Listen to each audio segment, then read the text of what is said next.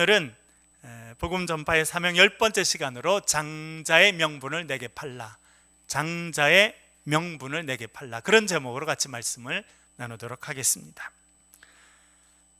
1867년 3월 30일 러시아와 미국의 장관이 테이블에 마주 앉았습니다. 펜을 들고 문서에 서명을 하게 됩니다. 땅 매매하는 문서에 서명을 합니다. 땅을 파는 겁니다. 어떤 땅을 팔았느냐, 그림을 보여드릴게요.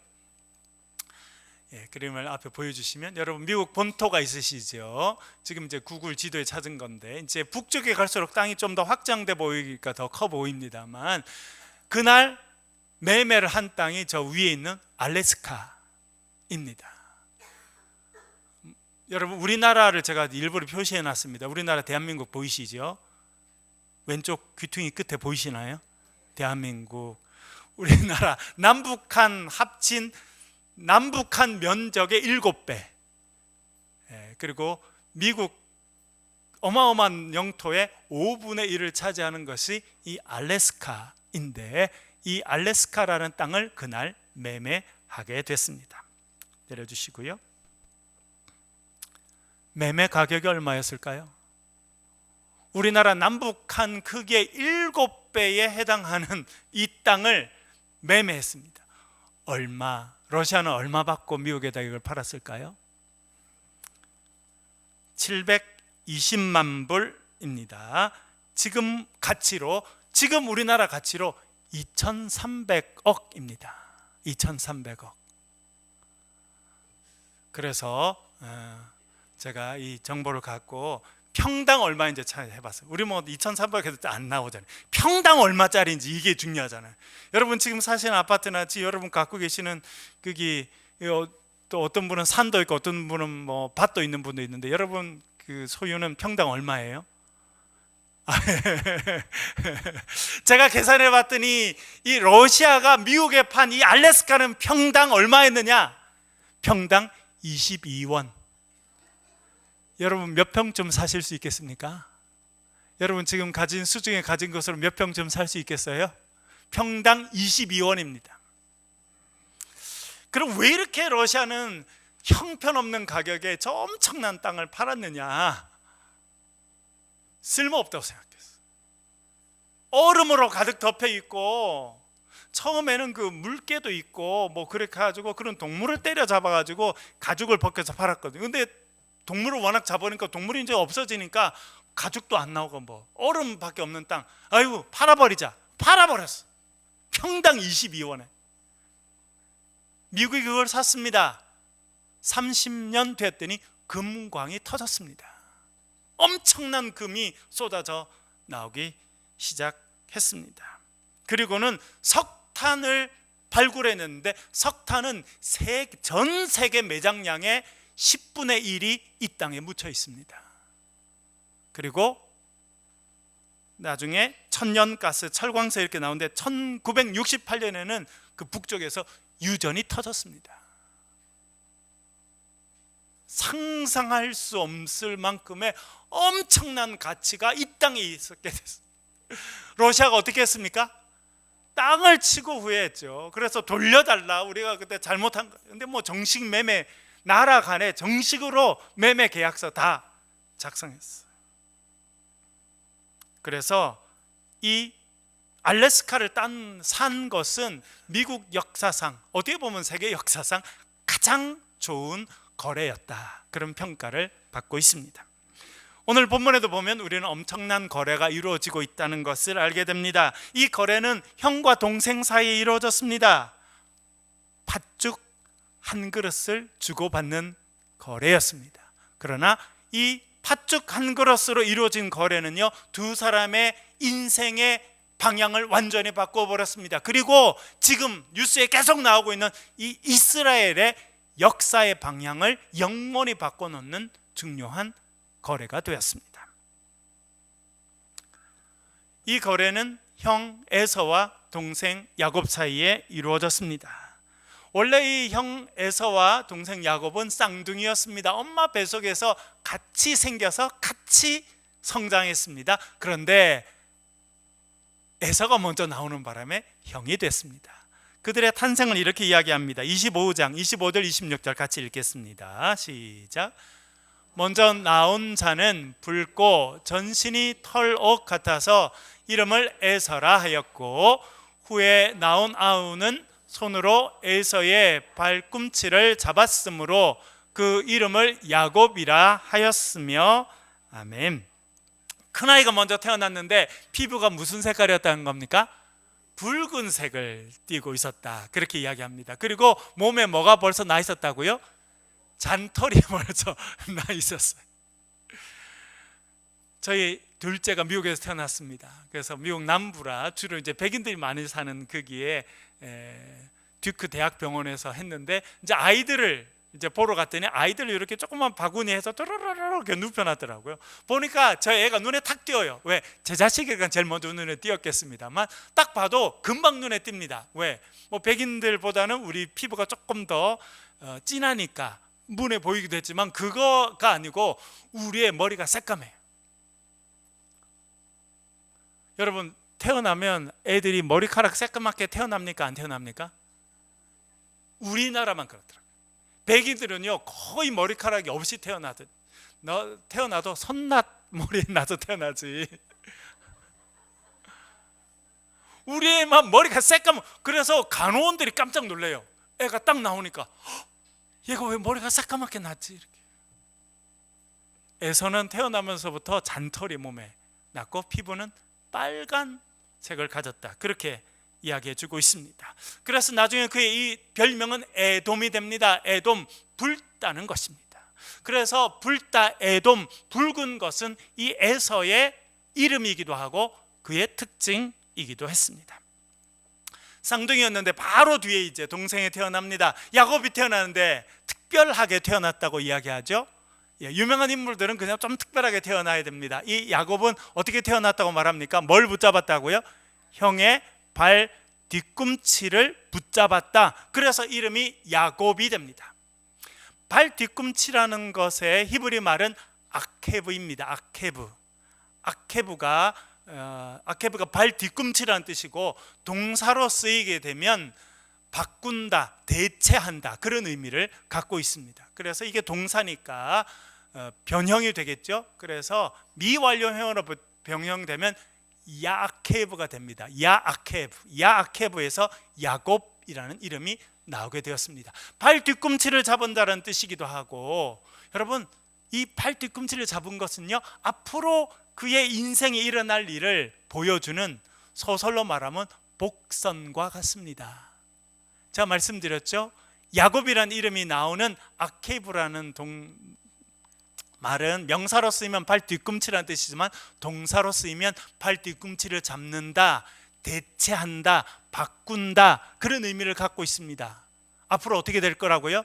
형과 동생의 위치가 바뀌어질 거다 라고 하는 것을 벌써 태어나면서부터 상징적으로 보여줍니다. 그래서 내 것이 아닌데 다른 사람들 것과 대체하고 바꾸기 때문에 더 의미가 발전하면 남을 속인다, 그런 의미까지 갖게 되는 단어에서 이름이 나오게 되었습니다. 그들은 이렇게 성장합니다. 25장 27절 같이 읽겠습니다. 시작. 그 아이들이 장성함에 에서는 익숙한 사냥꾼이었으므로 들 사람이 되고, 야곱은 조용한 사람이었으므로 장막에 거주하니. 아멘. 형은 뭐가 됐다는 겁니까? 어떤 직업을 갖게 됐다는 겁니까? 사냥꾼이 됐습니다. 활을 들고 밖에 나가서 동물을 사냥하고 활을 쏘고. 여러분, 아버지는 누굴 좋아했겠습니까? 형 에서를 좋아합니다. 왜 그랬겠습니까? 남자답고. 그 당시는 우리 같은 법이 없습니다. 경찰력도 없습니다. 군인도 없습니다. 그래서 힘센 사람이 힘 약한 사람을 공격하고 뺏을 수 있었습니다. 그래서 그 당시는 부족 그리고 가정을 이끌어가는 사람은 아주 강력한 힘을 가져야 됐습니다. 활을 잘 쏴야 했고, 칼을 잘 써야 했고, 그런 사람들이 나라를 지키고 또 가정을 지킬 수 있었기 때문에 그런 사람들 리더가 되는 거예요. 여러분, 조선을 건국한 이성계는 뭘 잘했다는 겁니까? 화를 기가 막히게 잘 해서 그는 여진족을 물리치고 국민 영웅이 돼서 새로운 나라를 세우는 그런 인물까지 됐습니다. 여러분, 심지어 이 이삭 때는 아무것도 없어요. 경찰도 없고 법도 없고. 그러니까 아버지는 이 큰아들이 마음에 드는 거예요. 왜? 큰아들은 등치도 크고 활도 잘 쏘고 활동적이고 칼도 잘 쓰고 하니까, 야, 쟤가 우리 가정의 가장이 되고 리더가 돼야 우리가 안전하겠구나. 아버지는 당연히 그렇게 생각하는 거예요. 동생은 조용합니다. 밖으로 다니는 걸 별로 좋아하지 않고 집에서 엄마 옆에 있어요. 그래서 엄마가 요리하면 요리를 배우고 그렇죠? 그래서 엄마가 설거지 하려고 그러면 엄마, 제가 설거지 할게요. 그래서 여러분, 밖에 많이 싸돌아다니는 아들이 좋습니까? 옆에 설거지 해주는 아들이 좋습니까? 돈 많이 벌어오는 아들이 좋다고요? 알겠습니다. 예, 그런 관계였다는 것입니다. 그런데 하루는 형이 이제 나가서 사냥을 했는데 많이 돌아다녔는데 아무것도 못 잡고 아주 지친 상태로 집에 돌아오게 됐습니다. 그런데 둘째가 하필 그때 팥죽을 끓이고 있었습니다. 여러분, 우리나라도 팥죽 먹는 날 있습니까? 언제입니까? 동짓날 12월 보통 22일이나 23일 이렇게 동짓날. 왜 팥죽을 먹습니까? 저도 잘 모르겠어요. 그러나 어릴 때 팥죽을 먹고, 팥죽만 있는 게 아니라 그 안에 하얀 걸 집어넣잖아요. 새알을 집어넣고. 저희들도 어릴 때, 제가 아주 어릴 때는 우리 외할머니 오셔서 팥죽을 끓여주시고, 외할머니 소천하신 후에는 이제 어머니께서 끓여주시는데, 저는 그게 뜨거울 때는 먹기 어렵더라고, 어릴 때. 그래서 씻고 나면 어떻게 하냐면 몰래 설탕을 이렇게 떠가지고 설탕을 뿌려가지고 이렇게 팥죽 위에다가, 그래서 이렇게 설탕 맛과 이렇게 팥죽 이렇게 먹으면 얼마나 그게 맛있는지. 예, 그게 단팥죽이죠, 정말. 예, 야곱이 팥죽을 끓이고 있었습니다. 그럴 때 에서가 이렇게 말합니다. 우리 30절 같이 한번 읽어보겠습니다. 30절 같이 읽겠습니다. 30절이요. 시작. 야곱에게 이르되 내가 피곤하니 그 붉은 것을 내가 먹게 하라 한지라. 그러므로 에서의 별명은 에돔이더라. 아멘. 그의 별명이 에돔, 붉다는 겁니다. 왜냐하면 태어날 때부터 피부가 좀 붉었고 나이가 들었어도 그는 약간 붉은색의 피부를 갖고 있었습니다. 여러분, 그가 뭐라 말합니까? 에서가 지금 야곱에게 뭐라 말합니까? 야, 그 붉은 것 좀 내가 먹게 해라. 대단히 또 상징적인 모습입니다. 붉은 것은 뭘 상징합니까? 에서 자신을 상징합니다. 그런데 자신을 상징하는 그 붉은 것을 자기가 먹어버리겠다는 겁니다. 먹으면 소비됩니다. 없어집니다. 자신을 상징하는 것을 스스로가 소비하고 이제 없애버리겠다라고 하는 그런 말을 자기도 모르게 지금 하고 있는 것입니다. 자기의 정체성, 붉은 것이라고 하는 것은 자기의 정체성이고 장자의 정체성인데 그것을 스스로 소비해서 없애버리는 일을 하겠다는 것입니다. 왜 그러냐면 그 가치를 알지 못해서 그렇습니다. 형은 자신이 가지고 있는 정체성의 가치를 알지 못합니다. 그러나 동생은 그것을 알아보죠. 그래서 이렇게 말합니다. 31절 큰 소리로 같이 한번 읽어보겠습니다. 시작. 야곱이 이르되 형의 장자의 명분을 오늘 내게 팔라. 아멘. 뭘 팔라고 말합니까? 장자의 명분을 팔아라. 장자의 권한을 팔아라. 그렇게 이야기합니다. 여러분들을 지금은 우리는 이게 참 많이 이해가 됩니다. 왜냐하면 우리는 조선시대를 지나서 지금 현재 대한민국이 됐습니다. 조선시대는 뭘 중요하게 생각했습니까? 조상숭배 중요하게 생각했죠. 유교에서. 그래서 장자에게 제사를 지내는 장자에게 권한을 많이 줬습니다. 그런데 우리나라가 전통적으로 그랬던 건 아닙니다. 고려시대 때는요 남녀 다 평등했습니다. 심지어 고려시대 때는 여러분 여쭤볼게요. 장가를 갔을까요? 시집을 왔을까요? 장가를 갔습니다. 그래서 지금 우리도 아직도 그 언어가 남아있지 않습니까? 시집 간다, 장가 간다. 조선 중기부터는요, 장가 가는 일은 한 명도 없었습니다.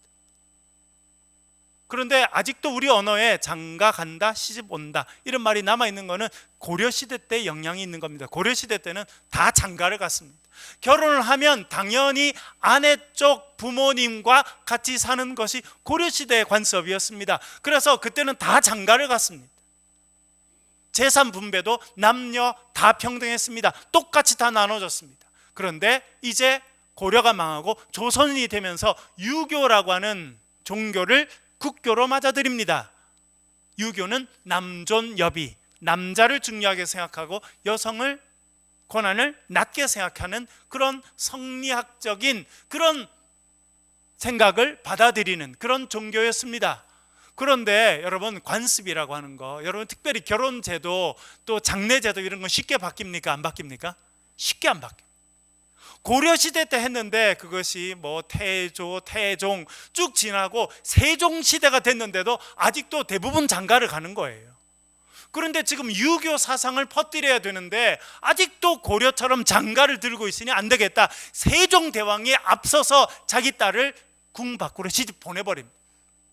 그렇게 했지만 쉽게 바뀌지 않고 결국 조선 중기나 돼서야 이제는 시집을 가는 것이 당연한 문화로 바뀌어지게 됩니다. 그러면서 남성 중심의 그런 제도로, 그리고 제사를 드리니까 장자에게 많은 재산을 주는 그런 제도로 바뀐 것은 조선 중기 이후나 됐어야 그렇게 이루어집니다. 그렇게 되었기 때문에 우리는 그 영향하에 있어서 지금도 장자를 중요하게 생각하고 장자에게 재산을 더 주는 것이 어떠냐 이런 생각을 여전히 하고 있는 이유인 것입니다.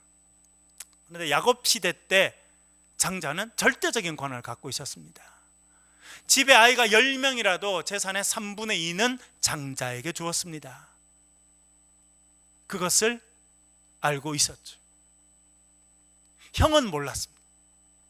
그러나 동생은 알고 있었습니다.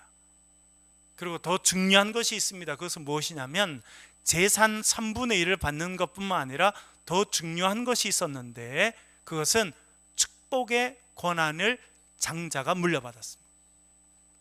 아브라함이 받았던 축복의 권한, 너를 축복하는 자에게는 내가 복을 내리고 너를 저주하는 자에게는 내가 저주할 것이다 라고 하는 그 엄청난 영적인 축복의 권한이 장자에게 승계된다 라고 하는 것을 장자였던 에서는 몰랐습니다. 그러나 그것을 알고 있었던 야곱은 형의 장자권이 무엇을 의미하는지 알고 있었습니다. 그래서 형의 장자권을 내게 팔아라 그렇게 말하는 것입니다. 그런데 문제는 에서가 자기가 가진 이 장자의 권한이 뭔지 알지 못했습니다. 그래서 이렇게 말합니다. 32절 읽어보겠습니다. 32절 같이 읽겠습니다. 시작. 내가 이 장자의 명분이 내게 무엇이 유익하리요? 아멘.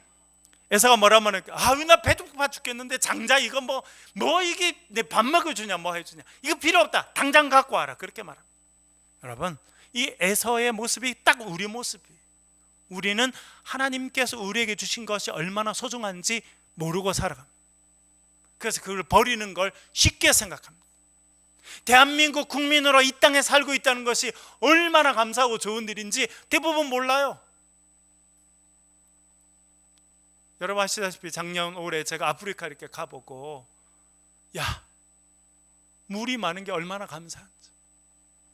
지나가는데 여러분 강이 다 말랐어요. 강 곳곳에 패여가지고 누런 물이 있는데 아이들이 그 물을 다 떠갑니다. 뭐 하려고요? 마시려고. 우리 여름에 얼마나 덥고 비가 많이 왔습니까? 너무너무 덥고 비가 많이 왔는데 제가 그랬습니다. 너무 더운 거 힘들지만 이렇게 비가 많이 내리니 얼마나 감사하냐. 그러니 우리가 먹고 마시고 씻고 심지어 우리가 볼일 보고 화장실에도 다 물을 내릴 수 있잖아요. 여러분 아프리카 가니까 물이 없어요. 마실 물이 없습니다. 그러니까 뭐 씻을 물 아예 그런 생각이 없는 거예요. 제가 작년에 우리 아이들 데리고 유럽에 갔지 않습니까? 프랑스, 뭐 이탈리아, 뭐 정말 전 세계에서 가장 화려한 역사의 가장 최고의 문명을 이뤘던 그런 데 가서 봤는데 정말 뭐 그림 같은 건 정말 잘했더라고. 조각 같은 걸 정말 조각같이 만들어서 너무 대단해. 그런데 음식은 맛이 없어요. 물론 우리 입에 맛이 없을지는 모르겠지만, 뭐 이탈리아에서 뭐 피자가 나왔다 해서 피자를 시켜 먹는데 얼마나 짜고 별로 맛이 없는지 우리 집 옆에 있는 피자집이 훨씬 맛있어요. 우리가 얼마나 많은 것을 하나님께 주셔서 우리가 누리고 있는지 우리는 모릅니다. 잃어봐야 아는 거예요. 제가 코로나에 걸려서 목소리가 안 나와서 물을 마시도 못했다는 거 제가 여러 번 말씀드렸죠. 목이 완전히 부어서 목소리도 안 나오는데, 목이 마르니까 물을 마셔야 되는데 물을 한 모금 입에 넣고 고민했다니까. 이것을 삼켜야 되는지 뱉어야 되는지. 왜? 삼키려니까 너무 고통스럽고 뱉자니 목이 너무 마르고. 그 순간이 되니까 그냥 물 한 컵을 들고 내가 마실 수 있고 고민하지 않고 마실 수 있는 게 얼마나 감사한지 알게 되는 거예요. 여러분, 하나님께서 우리에게 엄청난 복과 은혜를 허락해 주신 줄로 믿습니다. 그 중에 제일 큰 은혜는 우리가 그리스도인이 된 것입니다.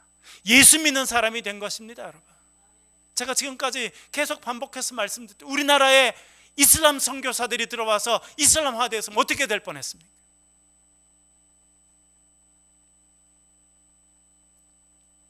히잡 안 쓰면 끌려가서 죽을 수도 있는 거예요. 아니 지금 뭐 여러분 전 세계 지금 많은 곳에서 그렇게 일어나고 있지 않습니까? 부르카라고 해서 얼굴 다 가려야 돼요. 여성분들은 손끝 발끝까지 다 가리고, 그렇게 하지 않으면 경찰에 잡혀가는 그런 나라가 이 땅에도 얼마나 많은지 모릅니다. 그러나 하나님께서 선교사들 우리가 보내주시고 선교사님들이 복음을 전해주셔서 남존 여비의 사상이 깨어지고 신분 질서가 깨어지고, 그래서 여성들이 교육받고 신분 낮았던 사람들도 백정의 자식도 의사가 되고, 그렇게 해서 이 세상이 바뀌어서 우리나라가 한강의 기적을 이루고 지금 전 세계 사람들이 부러워하는 그런 선지국의 위치에까지 이르게 된 것입니다. 다 하나님께서 우리에게 주신 거고 우리가 지금 누리고 있는 은혜인 것입니다. 여러분, 이것이 얼마나 감사한지 늘 기억하고 살아가실 수 있기를 간절히 바랍니다. 에서는 그 가치를 알지 못합니다. 그러니까 뭐라 그래요? 야, 내 당장 배고파 죽겠는데 이 장자의 명분이 뭐냐? 야, 갖고 가라. 가치를 알지 못하면 쉽게 버리게 됩니다. 35절, 33절 같이 한번 읽어보겠습니다. 33절 같이 읽겠습니다. 시작. 야곱이 이르되 오늘 내게 맹세하라.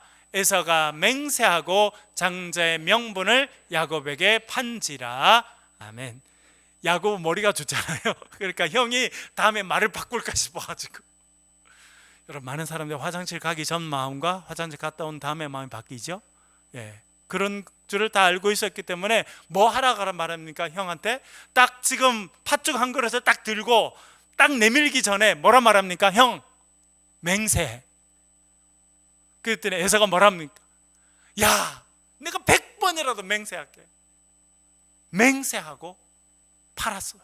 장자의 그 엄청난 장자의 명분을 지금 팥죽 한 그릇 받고 파는 겁니다. 그 다음 34절 읽어보겠습니다. 같이 읽겠습니다. 시작. 야곱이 떡과 팥죽을 에서에게 주매 에서가 먹으며 마시고 일어나 갔으니 에서가 장자의 명분을 가볍게 여김이었더라. 아멘. 저는 여기 보면서 웃음이 나더라고요. 에서가 지금 원래 뭐만 주기로 했어요? 팥죽 한 그릇만 주기로 했는데 형이 지금 맹세했잖아요. 2번, 3번 맹세하니까 보너스를 줬어요. 뭘 줬어요? 원래 주기로 하지 않았던 가래떡 구운 걸 준 거예요. 지금 숯불 위에서 가래떡을 아마 굽고 있었던 것 같은데 그걸 가래떡을 보너스로 이렇게 주니까 이 형은 원래 지금 팥죽만 받기로 했는데 가래떡 구운 것까지 주니까 얘가 할렐루야 하고 얼른 먹고, 제 생각에도 할렐루야 했을 것 같아요. 그때 아마 에서가 왜? 팥죽만 줘야 되는데 얘가 웬일이냐, 이놈이 지금 떡까지 주네, 너무 좋다고 막 맛있게 지금 먹고 마시. 그러면서 자기의 장자의 명분이 동생에게 넘어갔다는 것을 꿈에도 생각하지 못했습니다. 여러분, 하나님께서 우리에게 귀한 걸 주셨습니다. 그것이 예수 그리스도를 구주로 믿는 믿음인 줄로 믿습니다.